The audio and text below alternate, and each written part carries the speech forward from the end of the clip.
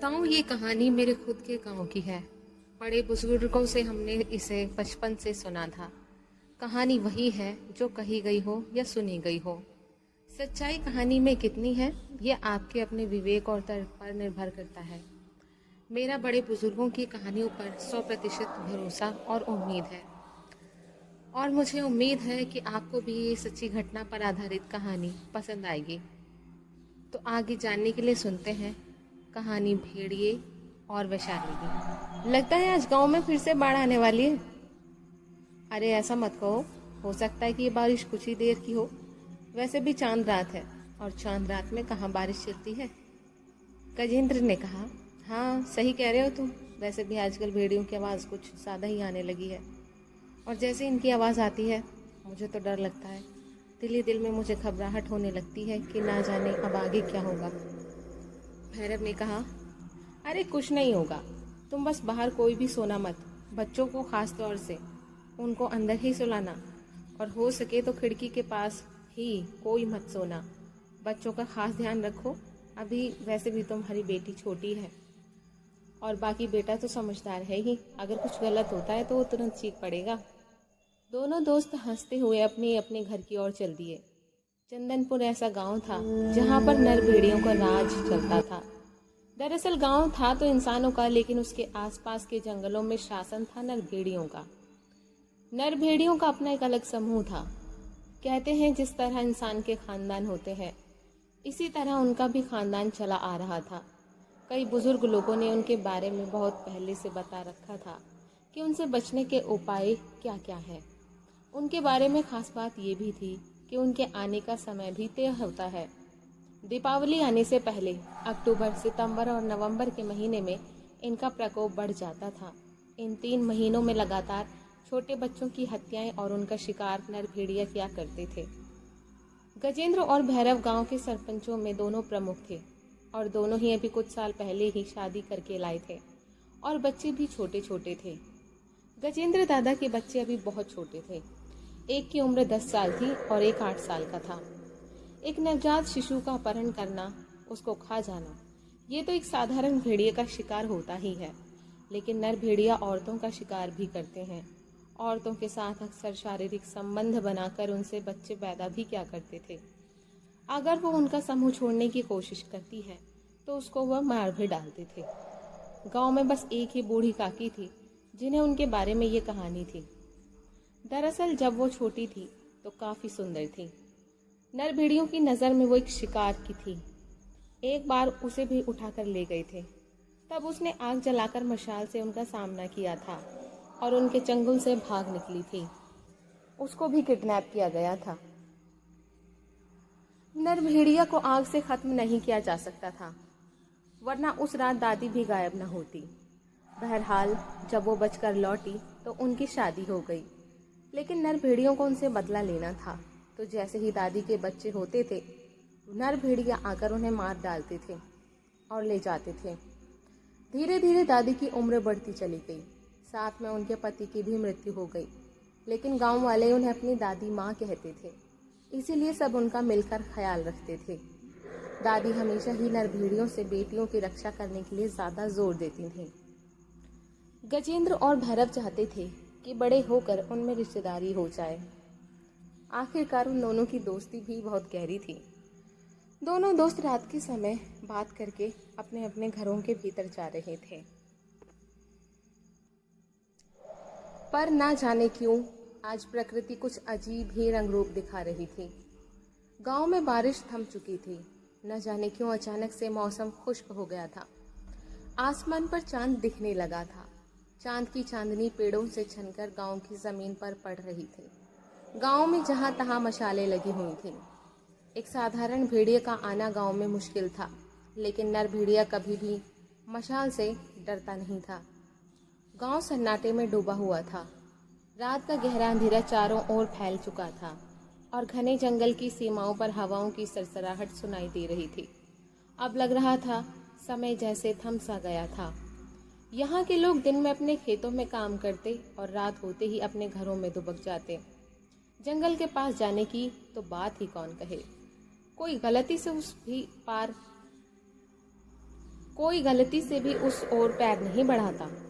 इधर गजेंद्र के घर में उसकी पत्नी से एक बहुत बड़ी गलती हो गई थी।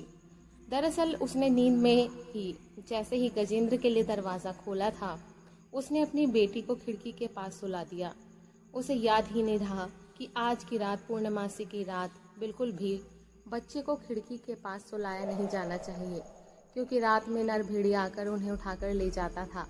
लेकिन किस्मत आज उनके साथ नहीं थी। गजेंद्र घर में आए। अरे बिटिया कहाँ पर है? तू जैसे ही दरवाज़ा खोलने आई, मैं तेरे हाथ में लाली नहीं देखी। आखिर बिटिया है कहाँ? लाजो ने कहा। अगर आप उसकी चिंता ना करें तो बताऊं। मैंने उसे अपने ही कमरे में सुला लिया है। अब आप भी सो जाइए और भैरव भाई साहब के साथ बहुत देर बातचीत करते हैं। अच्छा होगा आप भी सो जाइए, ना जाने कैसी रात है। भेड़ियों का शोर बंद ही नहीं होता। मुँह जाने किसकी तलाश में फिरते हैं। जाने कौन घड़ी में विधाता ने इन्हें बनाया था। सुना है आदमखोर होते जा रहे हैं भेड़िए। आपने मशाल तो लगा दी ना बाहर? गजेंद्र ने कहा। अरे हाँ भाग्यवान, मैंने मशाल बाहर लगा दी है। अब तू आराम से सो जा, और बाकी बच्चे ये रहे मेरे ही कमरे में सोने दे। तू बिटिया के ख्याल रखना और सावधान होकर सोना। उधर जंगल में नर भेड़ियों का बादशाह बैठा हुआ उन्हें भाषण दे रहा था। कालोस ने कहा, कल रात पूर्णिमा है। कल की रात हमारे लिए बहुत खास होती है। आज ही के दिन हमें अपने देवता को एक बलि चढ़ाना बहुत ज़रूरी है। और याद रखना, हमें बहुत लंबा समय गुजर चुका है, हमें एक भी औरत की बलि नहीं मिली है। औरत की बलि नहीं मिली तो देवताओं का श्राप हमें लगेगा। आज की रात हर एक नर भेड़िया उस औरत की तलाश में लग जाओ जो हमारे लिए एक बलि बने और दूसरी वंश को चलाने वाली बन जाए। सभी नर भेड़िए अपने आका के सामने झुक गए और उसे सलाम करने लगे। लेकिन उनमें एक नर भेड़िया ऐसा था जो इंसानों की हत्या करने का पक्षधर कतई नहीं था। उसका मानना था कि ज़रूरी नहीं है कि वो लोगों का ही शिकार करे, आदमी को ही मारकर खाएं, उसका खून पिए, बल्कि वो और जानवरों को भी मारकर अपना पेट भर सकते हैं। कालोस ने आदेश दिया, सभी अपने काम में लग जाओ और आज रात मुझे नाकामयाबी नहीं चाहिए। जैसे ही सभा स्थगित हुई, तभी तमस ने अपने एक बुजुर्ग निर्भीड़िए से पूछा, दादा ऐसा नहीं हो सकता कि हम इंसानों का शिकार ना करें, बल्कि हम छोटे जानवरों को मारकर भी तो खा सकते हैं और उनसे दूरी बनाकर रह सकते हैं। हम यहाँ कहीं दूर से अपनी बस्ती बनाकर भी तो रह सकते हैं। बूढ़े नरभेड़िए ने कहा, तुम्हारी बात तो सही है, लेकिन ऐसा करना एक और बात को नुकसान देगा, और वो ये कि हमारा नर भेड़िया देवता एक औरत की बलि ज़रूर मांगता है और एक औरत को ऐसा भी रखवाता है जो हमारे वंश को आगे बढ़ा सके। तमस ने कहा, क्या ये ज़रूरी है कि इंसानी औरत ही हमारे बच्चों को जन्म दे सके? बुजुर्ग नर भेड़िया बोला, हाँ ये बहुत ज़रूरी है, क्योंकि हम आधे भेड़िए हैं और वो औरत, इसीलिए आधा आदमी और आधा भेड़िया बनाने के लिए इस तरह की वंशानुगत तरीका अपनाना ही पड़ता है। मैं जानता हूँ तमस, तुम्हारे अंदर इंसानियत जाग रही है, लेकिन ये हमारे लिए खतरनाक है। हमारी नस्लें खत्म हो जाएंगी। अच्छा है कि तुम इंसानियत और दोस्ती और शांति का ये हिसाब किताब लगाना बंद करो। अगर कालोस को पता चल गया ना, तो वो तुम्हें मार डालेगा और बिरादरी से बाहर करेगा सोलग। तमस जाकर अपनी मांद में बैठ गया। तभी कालोस का एक आदमी आया और उससे बोला, तमस, आज रात तुम्हें उस औरत को ढूंढना है जो वंश चलाने के लिए आगे काम आएगी, इसलिए तुम्हें अभी से अपने काम पर निकलना होगा। तमस का दिल बैठ गया। उस आदमी के जाते ही वो तैयार होने लगा। कालोस, पहरेदार ने जाकर कालोस को सब कुछ बता दिया और वो बहुत ज़्यादा खुश हुआ। पहरेदार से उसने कहा, तुम जानते हो मैंने तमस को इस काम के लिए क्यों चुना है? जी सरदार, बताइए, आपने उसको ही क्यों चुना है? क्योंकि उसके दिल में इंसानियत जाग रही है, जो हमारी बिरादरी में बिल्कुल नहीं चल सकती। इसलिए अच्छा होगा कि वो भी शिकार करे, और ऐसा शिकार करे जिसके अंदर के भेड़िए को जगा दे, इंसानियत को तबाह कर दे, वो भी इंसानी खून के जुर्म का हिस्सेदार हो जाए। अगली सुबह इधर गांव में अभी अभी शादियों के कार्यक्रम चालू हो गए थे। एक घर में बहुत जोर शोर से शादी की तैयारियां चल रही थी। उस घर में एक बहुत सुंदर लड़की वैशाली की शादी होने वाली थी। कल यानी पूर्णमासी की रात उसकी बारात आने वाली थी। आज ही की रात पूर्णमासी की रात थी। उसकी हथेली पर सुंदर मेहंदी रचाई जा रही थी। कोई भी उसे एक बार देखता तो उसका दीवाना हो जाता था।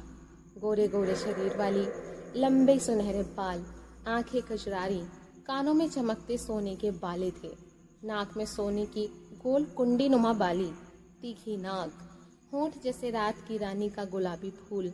मुस्कुराए तो लगता मानो चांद रात में झील पर चांदनी उतर आई हो।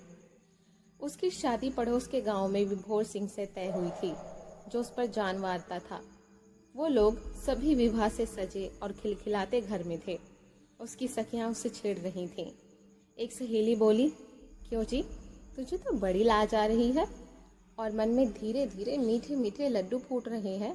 तब नहीं शर्म आई जब विभोर तेरे घर आकर तेरा हाथ मांगते हुए तुझे आंगन में बैठा खिड़की से देख रहा था। तो दूसरी ने छेड़ा, अजी इसको लाज काहे की आएगी, कल की रात ये भोर के बिस्तर पर होगी और वो इस पर यूं झपटेगा जैसे नर भेड़िया कभी इधर पंजा लगेगा तो कभी उधर। और मारे मीठे मीठे दर्द के न इससे चिल्लाते बनेगा न दर्द को सहते बनेगा। वैशाली बुरी तरह शर्मा गई और उसने कहा, तुम सब मुझे परेशान मत करो। मुझे नहीं पता वो मेरे साथ क्या क्या करेंगे, पर इतना पता है वो अच्छे वाले नरभेड़िया हैं।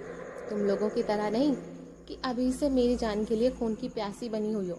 चलो भागो यहाँ से, अब मुझे लेटने दो, सोना है। किसी को मालूम नहीं था कि जो लड़कियां मजाक और हंसी में कह रही थीं, दरअसल वो सच भी हो सकता था। शादी की सारी चहल पहल रात तक शांत हो चुकी थी। रात के 2:30 बज रहे थे। नरभेड़ियों की दहशत थी, सभी दरवाजे बंद करके सो चुके थे। वहीं एक घर के एक कमरे की बत्ती जल उठी। एक परछाई दबे पांव उस खिड़की की ओर बढ़ रही थी जहां वैशाली सोई हुई थी। वैशाली की आंखें खुली तो उसने देखा खिड़की पर विभोर खड़ा था। उसके पास वैशाली गई तो खिड़की के सरियों से हाथ निकालकर वो उसे छूना चाहता था, पर वो रुक गया। उसने वैशाली को बाहर बुलाया। वो उसके पास जा पहुंची और बोली, मैंने तुम्हें मना किया था ना, अभी नहीं मिल सकते। अब शकुन होता है विभोर। विभोर जो पेड़ के पीछे खड़ा था बोला, तू कल मेरी हो जाएगी, पर तुझे देखे बिना करार नहीं आता। जी करता है उठाकर अभी ले जाऊं तुझे मेरी जान। वैशाली शर्माई। उसने कहा, हाँ हाँ अभी जाइए, कल उठा ले जाना। जैसे ही वो घर में जाने के लिए मुड़ी, उसे एक चीख सुनाई दी। विभोर को अपनी पीठ पर एक जोर का पंजा लगा और वो चीखता हुआ नीचे गिर पड़ा। अचानक वो सामने प्रकट हुआ। कौन? और वैशाली जैसे ही उसे बचाने को दौड़ी तो किसी ने उसे अपनी भुजंग ताकतवर बाहों में 7 फीट तक ऊपर उठा लिया और उठाकर जंगल की पहाड़ी की ओर भाग गया। विभोर की चीख पुकार सुन गांव इकट्ठा हो गया। आखिर कौन ले जा रहा था वैशाली को? हम सुनते हैं अगले भाग में।